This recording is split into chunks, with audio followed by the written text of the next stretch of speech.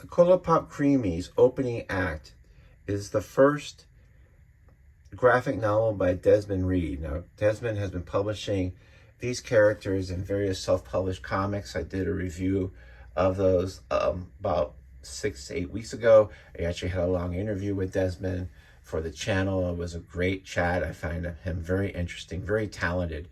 And so originally I saw this, he got on my radar through Instagram, and I saw this book being offered in preview. So I picked it up from my store, Phantom of the Attic in Pittsburgh, Pennsylvania. And then a couple weeks later, I found out there's a Kickstarter for it. So I also backed it on Kickstarter, so I'm going to have an extra copy coming in. But I want to get this. I want to support Desmond. And so this is the book. I just read it. And like his other books and other comics, I really enjoyed this. So if you're not familiar with the Colopop Creemees, they are a music band that's just starting out. And the interiors are black and white. But I love Desmond's use of color with these characters when he does the covers. Just a great use of just this interesting, really interesting palette. This was published by Birdcage Bottom Books as part of their 2023 Kickstarter. And I just love the music theme, like set list, you know. And so this is the chapters, but it's a set list. And then it does this really good job of, if you've never read these characters before, you don't really have had to. But if you've read these the previous mini comics before, this fills in blanks and you'll get a little more out of it. But if you haven't read them, I don't think it would really impact your enjoyment of this book specifically. So that's a tough thing to pull without doing a lot of exposition, without doing a lot of things that are unclear, without expectation that people have read your books previously. So, having said that, it introduces the characters. And all these characters, the one thing they have in common is that they all have some kind of, I don't know if it's trauma. I think like everybody else, you know, some of us have different personalities. Some of us are more anal retentive. Some of us are party animals. Some of us are just more hopeful. And I think these comics, besides being an exploration of their lives and becoming a band and all that, is also exploration of what are the events growing up that they had that kind of led them to where they're at now. And that exploration is actually done in a very sophisticated, interesting way.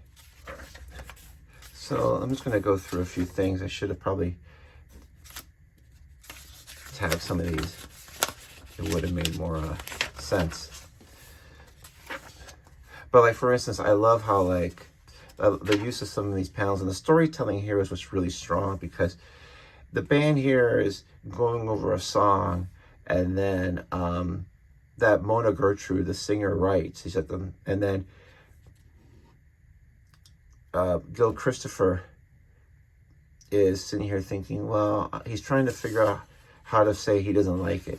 And then you have this panel where they're just falling in the sea of blackness, and this is his father talking to him. And this is a recurring theme you'll see with a lot of these characters. Not all of them, but some of them, where you have a parent either in a positive or negative way talking to them and kind of like informing their thoughts. They live in this hand. Wallace TJ, when he was an architect, had this house built. And how he goes from an architect to a party animal is in previous stories in the mini comics. But there's a lot of cool visual tricks here. Like, for instance, they all have this section where they all resolve to say what they really feel the next morning. So you see each of these 4 characters walking, and their respective parent is like attached to their brain and kind of floating behind them, just symbolizing that what their parents have told them, either in a good way or in a bad way, is kind of informing how they behave these days, which happens quite a bit. There's individual stories of each character. This is Wallace when he was young, when he was, getting high school. Again, you can just read this and not really need to know what happened in the back, but back in previous, back history. But again, as if you read the mini comics, it would inform a little more. You have here some of the parents are very encouraging. You have some of the parents are not as encouraging. And then the entire book isn't really based on just, you know, what made them the way they are. There's this very sweet story where Wallace TJ, who's the party animal, is asked by one of the other band members to go along to be a babysitter for their son because they're getting married. One's getting married, but like has a son, but he's tired. He gets tired because he's a little boy. So, you know, they want somebody to babysit him. And Wallace TJ ends up being almost like stuck babysitting him. And he's not the father type, but over the page of the story, they bond. He makes the kid comfortable, and he takes care of him.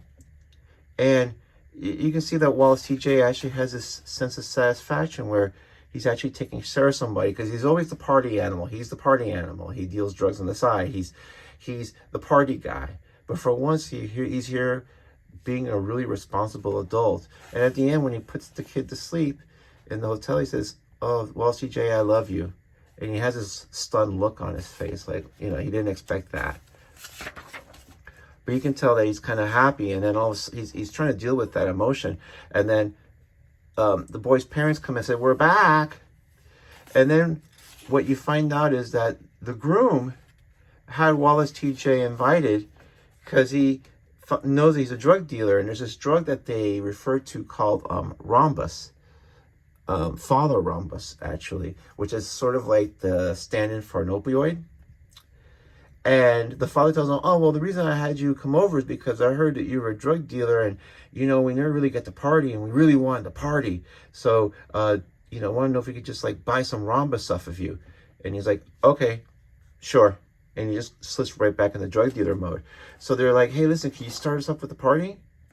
So there's this really touching scene where the fathers of Wallace TJ, they're walking. Wallace TJ looks back at the kid, this little innocent kid who's sleeping.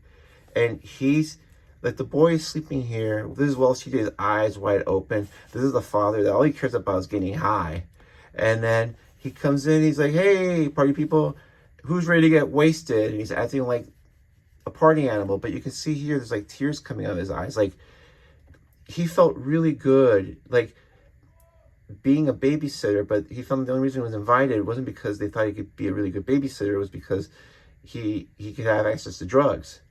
And then he sees this little kid who's going to be raised by this, like, douchebag of a dad, and he's crying. He feels sadness not only for his situation, but for the kid.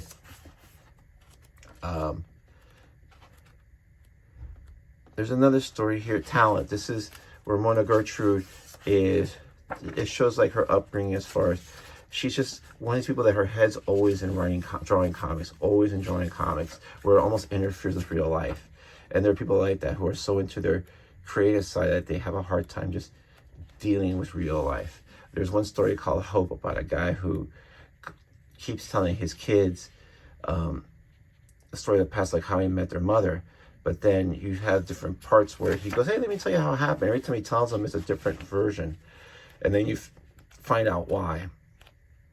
And then at the end, you have a story with Henrietta Susan where she suffers from depression. Nothing really bad happened to her. She's just always been that way. And goes through that struggle. She actually has a suicide attempt. She survives. And some of the things that, you know, she learns, you know, through that recovery process. So these are really interesting, fleshed out characters.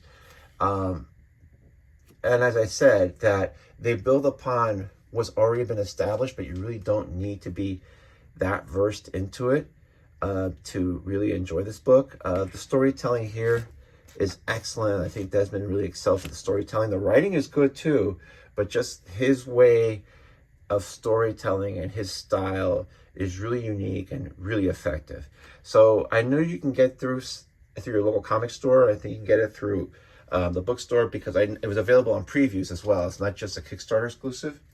But I would look up Desmond T. Reed on Instagram. And I know there's some of the mini comics that he has available. You may want to check those out. I think there's some available. It's like a Silver Sprocket and other stores that carry independent books.